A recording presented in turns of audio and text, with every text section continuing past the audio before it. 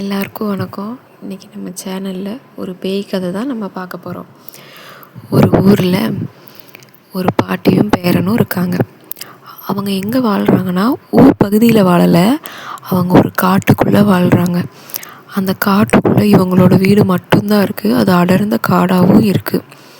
அப்போது பாட்டியும் பேரனும் வாழ்ந்துட்டுருக்காங்க.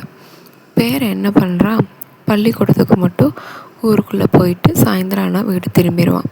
இப்படி பாட்டியும் பேரனும் நல்லா வாழ்ந்துட்டு இருக்கும்போது அந்த பேரனுக்கு பாட்டியோட மோதிரத்தை பார்த்து ஒரு ஆசை வருது. அப்போ அவன் பாட்டிகிட்ட கேட்குறான், பாட்டி பாட்டி இந்த மோதிரத்தை நீ எனக்கு எப்போ கொடுப்ப, எனக்கு வேணும்னு சொல்லும்போது பாட்டி சொல்லுது, நான் செத்த பிறகு இந்த மோதிரம் உனக்கு தான் அப்படின்னு சொல்லுது. அப்போ நீ எப்போ சாவ பாட்டிங்கிறான். நான் எப்போ சாகிறேனோ அப்போ இந்த மோதிரம் உனக்கு தான்னு.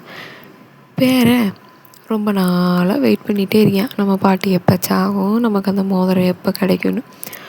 ஒரு நாள் இவனுக்கு பொறுமை தாங்கலை. போய் அந்த பாட்டியோட விரலை ஒரு கத்தியால் வெட்டி அந்த மோதிரத்தை எடுத்து போட்டுக்கிறான். பாட்டியும் இறந்து போயிடுது. ஆனால் அவனுக்கு பாட்டி இறந்த வருத்தமெல்லாம் இல்லை, அந்த மோதிரம் நமக்கு கிடச்சிருச்சு அப்படிங்கிற சந்தோஷத்தில் அவன் இருக்கான்.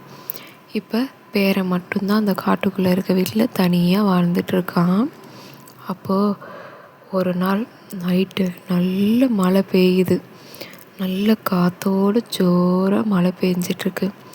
இவனுக்கு மனசுக்குள்ளே ஒரு நடுக்கமாக இருக்குது, நம்ம தனியாக இருக்கோமே, யாரும் இல்லையேன்னு.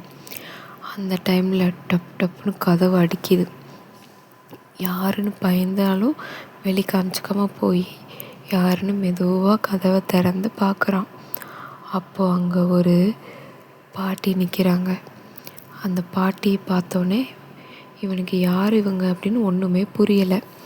அந்த பாட்டி சொல்லுது, தம்பி நான் வழி தவறி வந்துட்டேன், இன்றைக்கி ஒரு நாள் நைட்டு உன் வீட்டில் தங்கிக்கிறேன், காலையில் நான் போகிறேன், ரொம்ப மழை பெய்யுது, காட்டில் எனக்கு வழி தெரியலை அப்படின்னு சொல்லுது.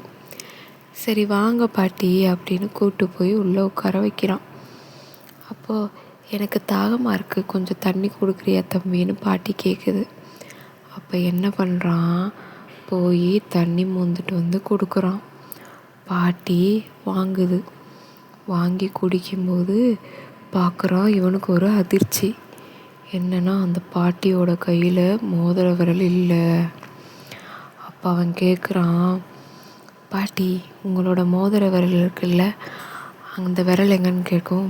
பாட்டி டப்புன்னு கழுத்தை பிடிச்சி நீதானே வெட்டின அப்படிங்குது. அந்த நிமிஷத்தில் அவன் திடுக்கி எழுந்து பார்க்குறான், இது எல்லாமே கனவு. இதோட இந்த கதை முடிஞ்சு. வேறு கதையோடு நாளைக்கு பார்க்கலாம்.